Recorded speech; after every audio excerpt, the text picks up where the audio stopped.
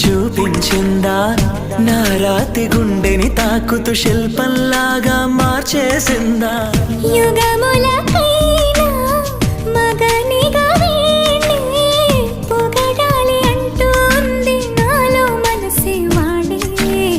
ప్రతి ఉదయాన తన వదనాన్ని నయనము చూసేలాగా వరమేదైనా కావాలి పూలనే కొనుకేయమంట తను వచ్చెనంట